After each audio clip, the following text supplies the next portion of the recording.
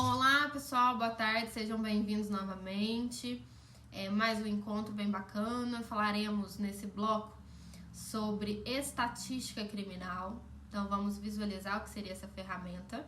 Já lhes adianto que a estatística ela é uma importante ferramenta utilizada pela criminologia para uma finalidade, né? O diagnóstico da criminalidade, na medida em que se permite apontar o liame causal entre os fatores da criminalidade e os ilícitos criminais praticados. E aí depois, posteriormente, ainda vai fornecer elementos para fundamentar uma política criminal e a doutrina de segurança pública que objetivam, que tem a finalidade de controle da criminalidade.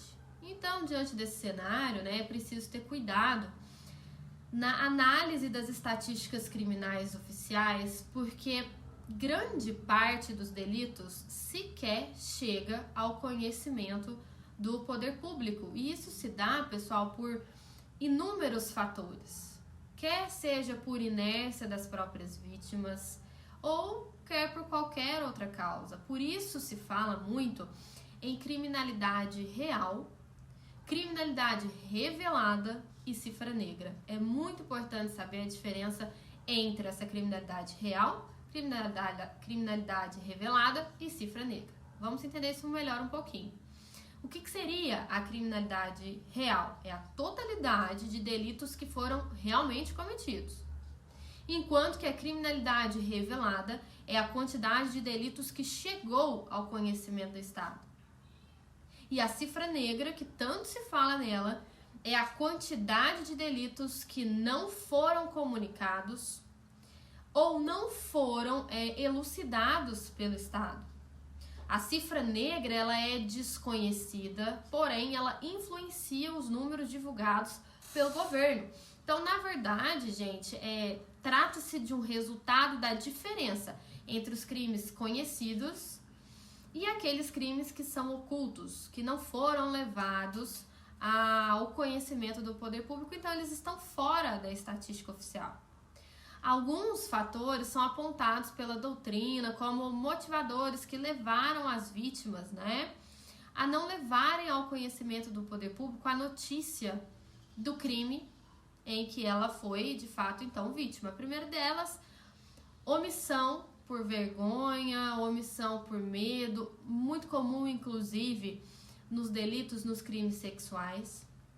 Outra justificativa, a vítima entende que é inútil procurar a polícia, porque o bem violado seria inexpressivo, então pequenos furtos, então não seria interessante. Outra justificativa, omissão da vítima pela coação efetiva do criminoso, então a vítima vem sendo coagida. Vítima parente do criminoso e também uma outra justificativa é aquela vítima que não acredita no aparato estatal, na proteção estatal, e em toda a persecução penal. Um dado criminal estatístico, ele somente se oficializa se estiverem presentes 3 fatores, isso de forma concomitante, tá? Primeiro, detecção do crime, notificação do crime e o efetivo registro do boletim de ocorrência, registro do BO. Então, notem que o Código de Processo Penal, no seu artigo 23, ele determina que a autoridade policial, ao relatar o inquérito policial, ou seja, a última peça do inquérito, deverá encaminhá-lo ao juízo e deverá, além disso, oficiar o Instituto de Criminalística e o Instituto de Estatística para informar os dados do delito e os dados do delinquente.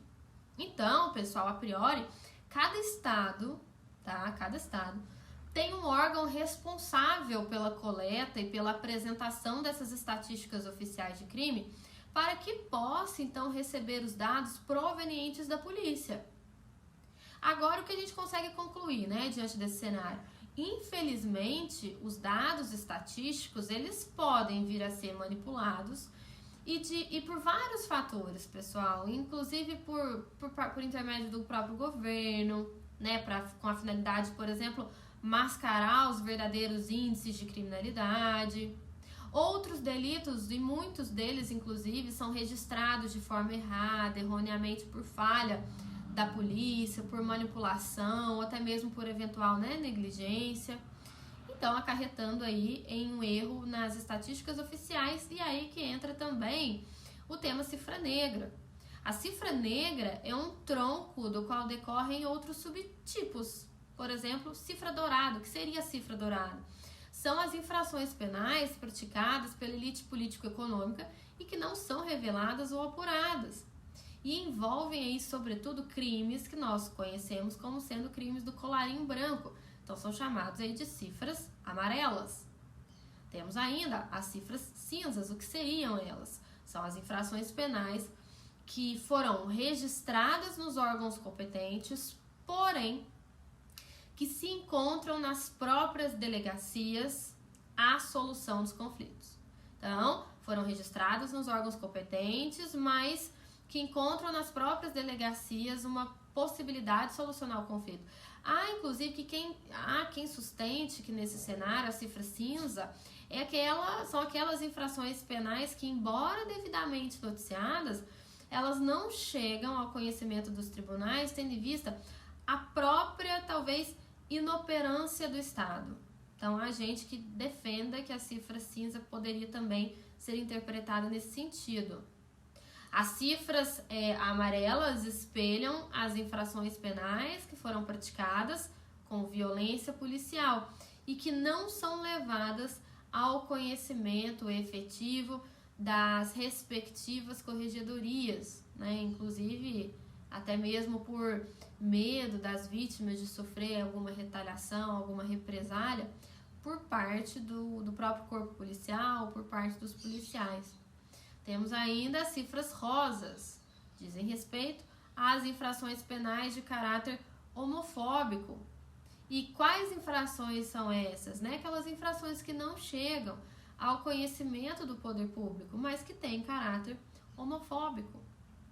Temos ainda as conhecidas cifras verdes, né? É um ramo da moderna criminologia verde, refere-se aí a crimes ambientais que também não chegam ao seu conhecimento oficial, não chegam ao conhecimento oficial do Estado. São crimes, pessoal, em que se percebe uma grande dificuldade do Estado conseguir identificar a autoria daquele determinado delito. E aí, diante desse cenário em que a gente encontra a cifra negra e esses subtipos, temos algumas técnicas de investigação para poder investigar a cifra negra. Desde sempre, a criminologia ela se preocupou com essas cifras negras, né? Por exemplo, nós temos as críticas à criminologia tradicional positivista, no sentido de que a criminologia positivista ela se embasava apenas apenas os estudos estatísticos limitados a uma população eminentemente carcerária, como a gente viu. Então, induzindo, levando a erros dados oficiais, já que desde aquela época inúmeros delitos não chegavam ao conhecimento do próprio poder público e se levava em consideração aquelas pessoas que estavam efetivamente encarceradas. Então, não resta dúvida que os estudos criminológicos, eles incidem majoritariamente nas populações carcerárias, como se fosse um aquário, como a gente falou nos nossos outros encontros. Então, causando uma visão, né, que está desviada da realidade criminal. E aí, posteriormente, induzindo o pesquisador, o criminologista, a erros decorrentes do labeling approach, por exemplo, onde nós vimos que os criminosos são etiquetados ou rotulados como tal pelo próprio poder público e também pela sociedade. Então, diante dessa realidade, inúmeros estudos são levados a efeito a fim de detectar a real cifra negra da criminalidade, por mais que seja muito difícil, sendo apresentadas então pela doutrina algumas propostas de técnica de investigação para poder aí achar ou conseguir verificar, né, a cifra negra. Dentre elas, por exemplo, a investigação em face de autores de crimes. E o que seria isso, né? O que seria essa fonte? Tem como fonte de informação os próprios autores dos delitos. O problema aqui é que é uma fonte que é um tanto quanto pouco confiável. Temos uma segunda forma de investigação, que é a investigação em face das vítimas dos delitos. Vítimas de delitos, elas são interrogadas, elas são questionadas o porquê, o motivo da causa da não comunicação do delito. Então, investiga-se diretamente a vítima. E também tem a investigação em face de informantes criminais. Quem são essas pessoas? São terceiras pessoas que não se enquadram como criminosos ou como vítimas e que são ouvidas. Então, temos algumas técnicas para poder investigar se existiu naquele cenário uma cifra negra ou não. Temos ainda sistemas de variáveis, heterogêneas. Fundamenta-se aí em 3 níveis de controle informático. Primeiro, análise da cifra negra nos delitos leves, e que evidentemente é muito maior do que nos delitos graves. Então, a cifra negra nos delitos leves é bem mais alto, em relação à estatística da cifra negra. Segundo, possibilidade de autocomposição entre autor e vítima nos delitos leves. É muito comum que se faça ali uma composição de danos civis, por exemplo, Terceiro, variação dos métodos de análise de país para país. Cada país tem o seu método de escolha.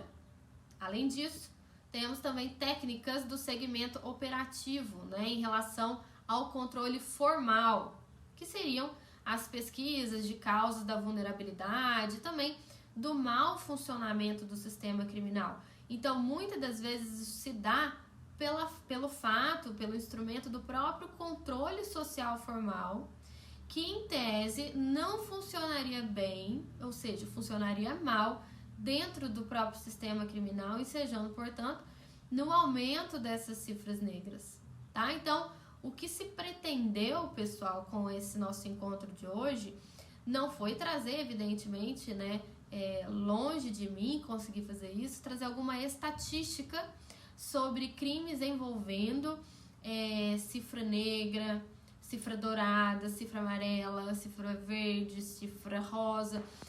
A finalidade desse nosso encontro de hoje é de te informar que a estatística oficial, ela não necessariamente representa a realidade de fato.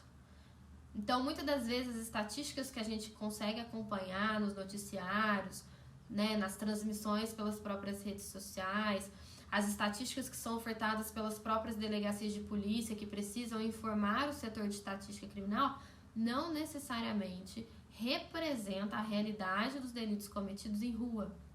E por que não? Pela existência da cifra negra. E o que é a cifra negra? São aqueles delitos que não foram levados a conhecimento do poder público por vários fatores, como a gente viu nesse bloco. Então, não foram levados ou porque a vítima não quis, ou porque eram delitos pequenos, e às vezes a dor de cabeça ela é muito maior do que o prejuízo econômico.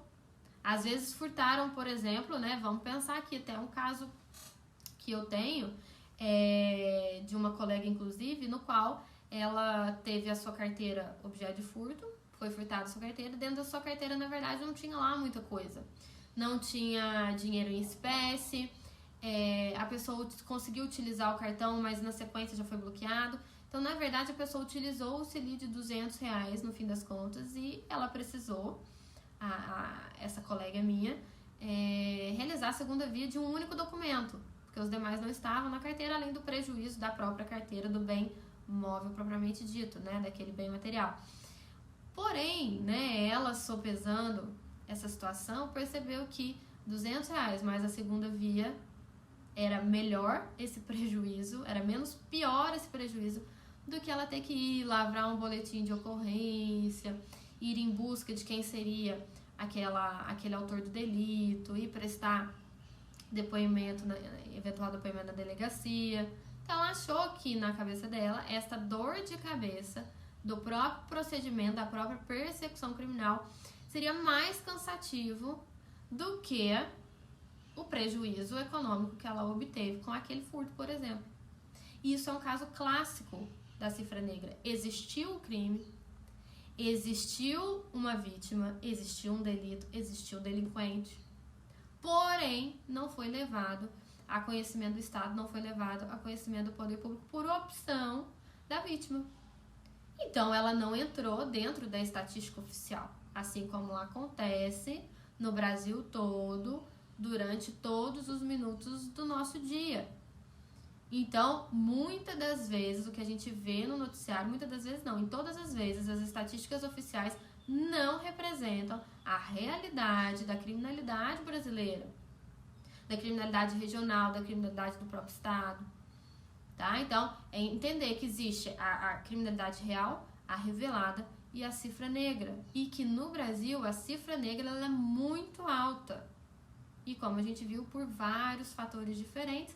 E aí a doutrina também nos traz, né, subtipos dessa cifra negra, a cifra amarela, a cifra verde, a cifra rosa, conforme a gente conseguiu perceber que são crimes específicos que também não são levados a conhecimento do poder público por algumas opções ou por algumas consequências que a própria norma, o próprio código, por exemplo, traz em relação a isso. E aí ela acaba não fazendo parte também dessas estatísticas oficiais.